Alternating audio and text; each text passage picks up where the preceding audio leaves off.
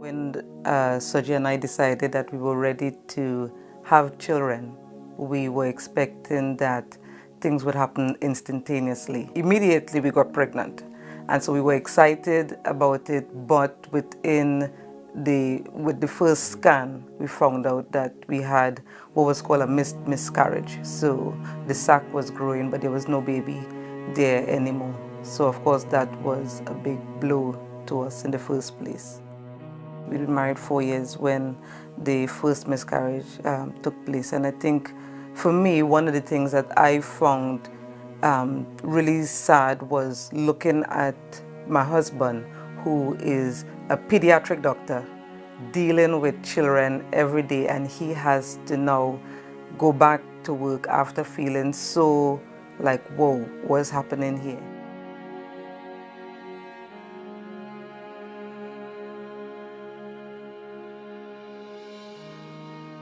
Before we found out about that particular pregnancy, God showed me gave me an instruction to take time out, go somewhere secluded, have a time of retreat, prayer and fasting, to really bring matters before Him.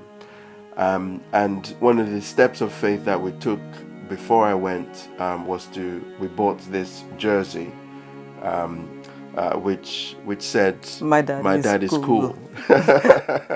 Yeah. I obeyed and went away for a few days. I took that jersey with me. As I held the baby jersey in my hand and I was praying, I saw in the spirit the baby's sort of the cloth started to fill up with baby limbs and baby features. And that was a real great encouragement that this thing the Lord is in it, and we just need to hold fast and to keep going. Not long after that, Norva was when you got pregnant for the second time. And so with the loss of the baby, it was like, oh Lord, you said this was coming. You said, that we're going to have this baby.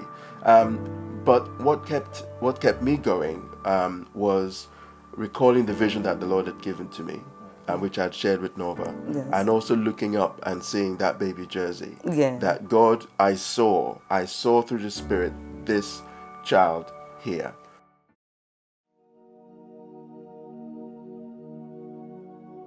I got the call from the hospital because Norva got the doctor to talk to me, and the doctor told me that there was an ovarian tumor.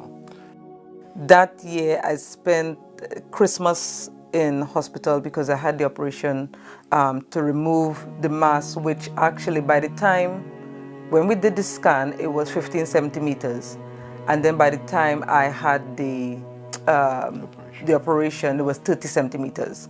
So that was removed, and it was difficult going through that process just because you're expecting a child and now you have one ovary that is removed.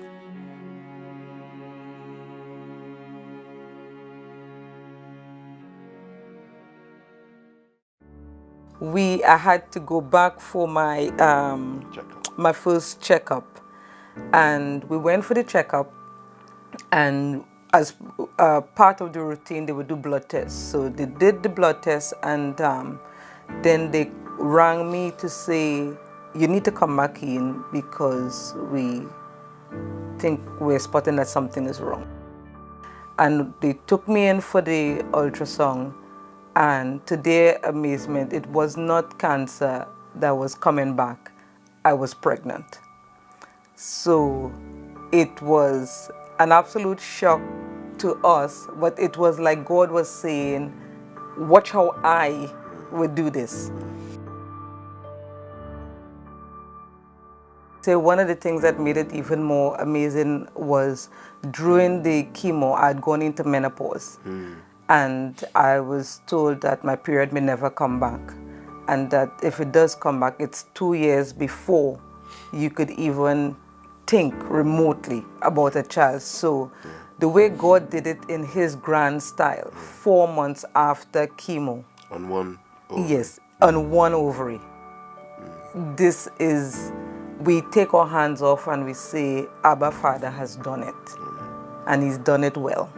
Yes. So, yes, that was really exciting time, especially having the naming ceremony and being able to dance and the things that we take for granted sometimes, not for me before, not being able to walk properly, not being able to carry my own self. So now I'm dancing before the Lord within a year of all of this chemo and stuff.